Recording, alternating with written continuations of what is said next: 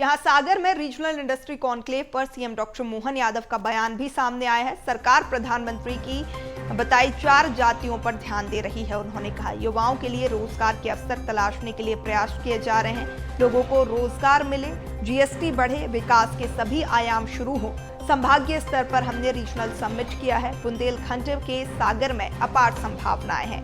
तो आज सागर में रीजनल इंडस्ट्री कॉन्क्लेव का आयोजन होना है और इस पर मुख्यमंत्री डॉक्टर मोहन यादव का भी बयान सामने आया है। उन्होंने कहा संभागीय स्तर पर हमने रीजनल समिट की है।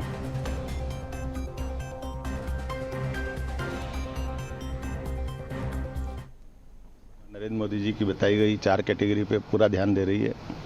खास करके युवाओं के लिए रोजगार के अवसर मध्य प्रदेश में तलाशने के लिए और गरीबों का भला करने के लिए महिला, किसान, सभी प्रकार के उद्योग लोग, उद्यमी लोग लगाए, लोगों को रोजगार मिले, प्रदेश को कर मिले, जीएसटी बढ़े और विकास के सभी आयाम चालू हो।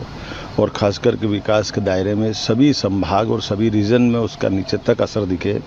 इस सिलसिले में लगातार हमने रीजनल कॉन्क्लेव अर्थात संभागीय स्तर पर ये उद्यमशीलता की बैठकें आयोजित की है, जिसको अंग्रेजी में रीजनल कॉन्क्लेव कहते हैं। मैं मान के चलता हूँ कि बड़े पैमाने पर जिस ढंग से रिस्पांस आ रहा है और अभी तक के रिस्पांस के आधार पर कह सकता हूँ 2 लाख करोड़ से ज़्यादा का इन्वेस्टमेंट का अभी तक के MOU हमारे हुए हैं और ये लगातार कम जारी रहेगा। आज मैं सागर जा रहा हूँ। सागर बुंदेलखंड का हमारा अंचल है जिसमें बहुत संभावना भरी हुई है और सभी प्रकार के उद्योग, केवल बड़े उद्योग नहीं, बड़े उद्योग, छोटे मध्यम साइज के उद्योग, सूक्ष्म उद्योग, कुटीर उद्योग, लघु उद्योग, MSME के साथ साथ हमारी सभी स्वयं सहायता समूह बहनें जो काम करती हैं उनका भी, ऐसे प्रत्येक क्षेत्र को प्रोत्साहन देना, साथ साथ IT का, AI का, ये जो हमारे बड़े पैमाने पे इंजीनियरिंग सर्विस से या उच्च तकनीक हासिल किए हुए अलग अलग कोर्स से जो बच्चे पढ़े वो भी अपने प्रदेश में ही रहे, उनकी क्षमता का उपयोग भी हो, ये सरकार ध्यान दे रही है। और मुझे संतोष है कि लगातार ऐसे कई सारे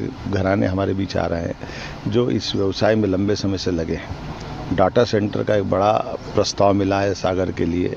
ऐसे कई सेक्टर में आनंद आएगा। उम्मीद करेंगे कि इसका जो रिजल्ट आएगा, सागर के बाद रीवा, रीवा के बाद नर्मदापुरम, होशंगाबाद, अब अगले बार में शहडोल, ऐसा ये क्रम बना हुआ। इस क्रम से हम लगातार चलते रहेंगे। इसके बाद जिला स्तर पे भी इसी प्रकार से ध्यान देंगे। हमने प्रयास किया है कि इस पूरे व्यवस्था के इंचार्ज अर्थात जिले में उद्योग लगे और उद्योगपतियों की कठिनाइयों को हल करते हुए शीघ्र अतिशीघ्र वो उद्योग लग करके मूर्त रूप ले ले, इसलिए जिला कलेक्टर को पाबंद कर रहे हैं, जिसके माध्यम से बहुत जल्दी उनके रिजल्ट आएंगे। हर व्यक्ति को जिसकी जैसी क्षमता है उसको काम मिले और व्यापार व्यवसाय का अनुकूल अवसर बने। मुझे पूरा भरोसा है। निश्चित रूप से हमने जो तय किया कि 5 साल के अंदर हमारी अपनी अर्थव्यवस्था डबल कर देंगे और उसी टारगेट पे हम चल रहे हैं। ये हम लगता है 5 के बजाय 3 साल में पूरा करेंगे, जल्दी इसकी स्थिति बनेगी। मेरी अपनी ओर से सभी युवा मित्रों को खास करके बधाई कि ऐसे अवसर सरकार उनको उपलब्ध करा रही है।